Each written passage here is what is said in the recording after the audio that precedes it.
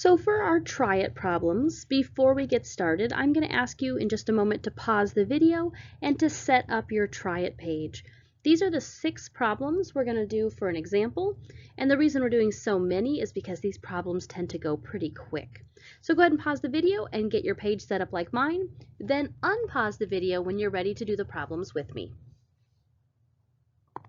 All right, so let's start here. We have 7 divided by 12. And really, if I have 7 divided by 12 and I want to rewrite it as a fraction, I can just write 7 divided by 12. 7/12. Yes, it is that easy. Let's look at the next one. I have 4 divided by 30, so I can just write that like 4 divided by 30. 4/30. That's all they're asking for with those kind of problems. They want you to take that division problem and write it as a fraction. Now, depending on what grade you're in and what skill you're working on, you might notice that some of these fractions can be simplified. I'm not going to be simplifying them today because not all grade levels are simplifying. But if you recognize fractions you can simplify and you've learned that skill, you may go ahead and do that. So now let's start looking at some story problems. In the next one, I have 6 kids sharing 4 cookies. The big idea that I need to think about is on top, I'm going to write what I've got, and I'm going to divide it by the number of groups I need to make, or how I'm splitting it up. I have 4 cookies, and I'm splitting it up into 6 groups. So each kid will get 4/6 of a cookie. All right, the next problem, I've got 10 pounds of dog food, and I want to split it among 8 dogs. And again, I'm going to think, what do I have? What have I got? And divide it by my groups. Well, looking at this, I've got 10 pounds of dog food, and I'm going to split it up among 8 dogs. So what I've got is 10 pounds of dog food, and I need to, so I'm going to make myself a little more space, 10 pounds of dog food divided up evenly among 8 dogs. And then I can turn that one into a mixed number fraction. If I've got 10/8, I've got enough to make one group of 8/8, and I have 2/8 left over. So 1 2/8 pounds of dog food. Now I know you can't go over the edge of your page out into space, so hopefully you can squeeze it in there.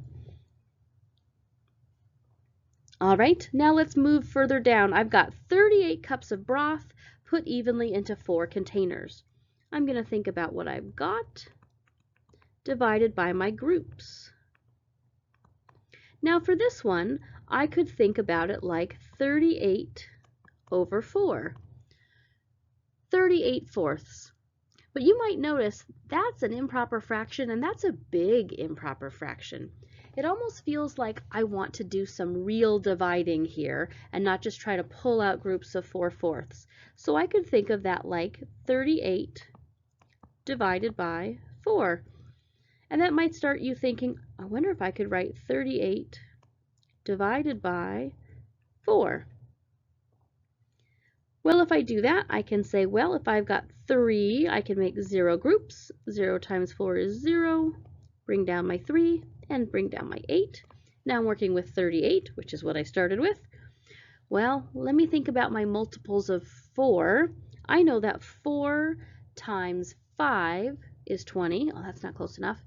4 times 7 is 28. Getting closer. 4 times 8 is 32. 4 times 9 is 36. And if I do my subtracting, I've got a remainder of 2. So I know that that's like 9 whole numbers, and there are 2 left over. Here's the big idea. If I've got 9, and I have 2 pieces left over, I still want to take those 2 pieces left over, and I want to divide them by 4. So I'm going to do that. 2 divided by 4. That means I would get 9 2/4 cups of broth into each container. What I did there was I divided, and then I made my remainder the numerator, because I'm going to take my remainder that's left over and I want to keep dividing it by 4. If it helps, you could try drawing it. If I had 2 left over and I want to split them up into 4 containers, each container would get 1/4 of a cup of that broth. So that'd be 2/4 altogether. Let's try one more like that. For my last problem, I have a 20-mile race split into 8 separate sections. So what I have are 20 miles of race divided into 8 groups. 20/8. So I can think of that like 20 divided by 8.